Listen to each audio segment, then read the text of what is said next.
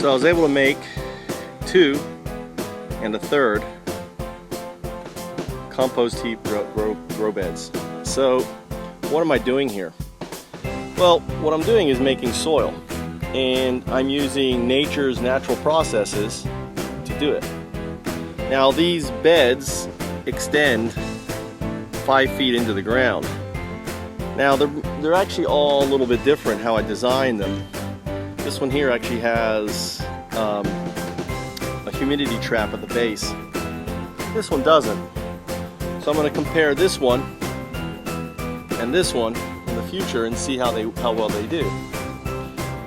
On this one here, you can see I've got all this stuff growing. These are tomatoes from seed that I pulled out in tomatoes. I believe this may be a melon. I'm not sure. That's basil right there. A lot of basil coming up. And this is basically clover. All this small seed is clover. Some more tomatoes over there. Now, this is actually a heated bed because in here there's human manure, compost, and it's generating heat. It's been wetted. The bios are all fired up. And ultimately, as rain falls on it, it seeps down. Also, this is a waterway down into the bed too, so rain can easily get into the center of the bed on here.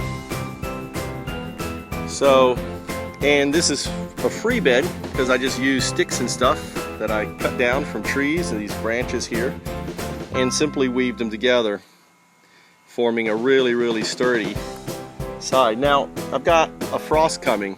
Now, we have been somewhat immune to freezing because of the tree covers that we have along the side. It pretty much traps the heat. So, I don't know if all these plants are going to die or not. We're going to find out. I'm leaving this one uncovered. But that one there, I'm covering just with a simple covering there to help keep some of the heat in there and hopefully the frost off the leaves. So, let's talk about this forest here. These pine trees are dying, and the reason why, you got to think of pine needles as tinder. These pine trees want fire, and if I can find a pine cone, I've seen them around. Let's see if we can find one around here somewhere. They drop these pine cones, but fire is what activates them. So you got to think of this tinder here as basically these trees wanting a forest fire. They have really thick bark. They can survive the fire when they come through here. And you can see the pine cones up there. And they drop all this super dry tinder. Unfortunately, because of all the construction and breaking up the forest fires are not a common occurrence here.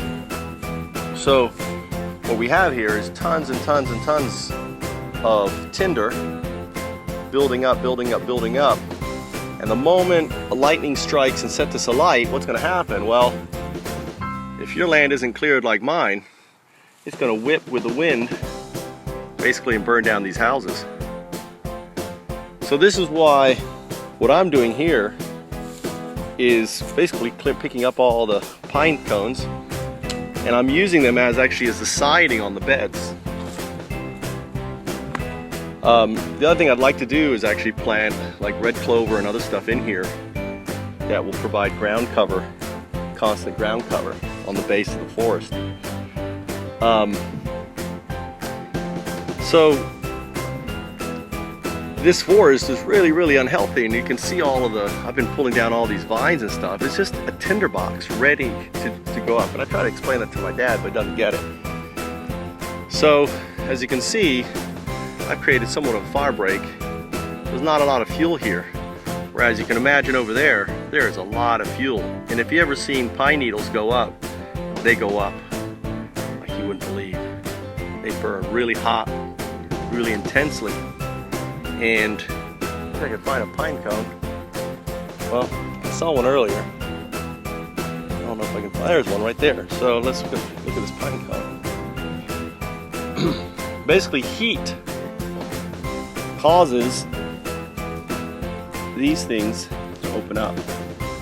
right? And in here, now this is just rotting out. It didn't dry it out. And basically the fire is what activates these. This is all rotted. See that?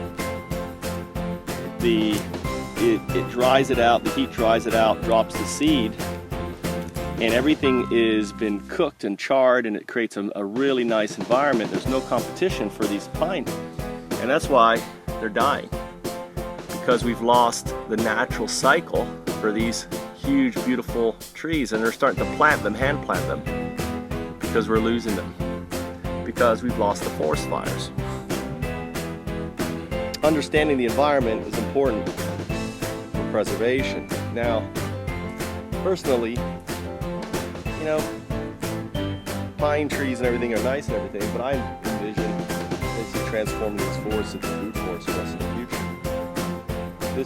This forest here may be indigenous to Florida, but since we have broken the cycle, we might as well create forests that are, in my opinion, more beneficial for society as a whole. If I could walk down here and collect fruits and nuts, and you know, that can provide free food for people, to me that's a great idea. Now the problem is with startups, no one's going to fund the startup. Who's going to fund the startup? And the problem is nonprofits are competing so much with one another for funding. Well, what's the solution? Well, the solution is Foundups. Foundups are for-profit companies. It can become potentially a Google or a Microsoft that turn around and invest 80% of their net profits launching more Foundups like this one. So the idea is for us to create our own revenue from the net profits of corporations that take 80%, they're selfless corporations, and reinvest into launching more Foundups. Some of them are going to become the next Googles and Apples. Foundups, for example, is an umbrella corporation that allows folks to launch their projects as basically a project of our corporation. If that project never levels up or anything else, that's fine. We can still provide the funding and everything else through our stakeholders who support and people document their Foundups. We don't need nonprofits. We don't need organizations. I'm one guy here transforming this little space here and ultimately providing the role model for others to copy me and do the same thing. Who's funding this project? Am I an organization? Am I a nonprofit that can go out and get funding? That takes a lot of effort. But as an individual, you can put as little as $1 a day into $1 a month into supporting them. And imagine 1,000 people supporting projects like this, so a guy like me could quit their job and just work 24/7 in creating a better world. Creating a world that is going to help our environment by putting in, insect feeders. I'm transforming, for example, this is going to be an insect feeder, not a bird feeder, because it's too shallow. So I'm going to fill this up with stones, right? I'm going to put in some habitats for frogs and stuff that I just learned about. Just simply putting in, PVP pipes into the ground that the frogs can go into, and like habitats for them. Putting in bee sanctuaries and other things, solitary bee sanctuaries on the trees and everything else that we can do. We can transform and create a habitat that is insect friendly and ultimately patron funded. So if you like the idea of Foundups, consider visiting Foundups.com, becoming a patron for as little as $1 a month. For as little as $1 a month, you're helping to support a vision for saving our planet. It's called Foundups.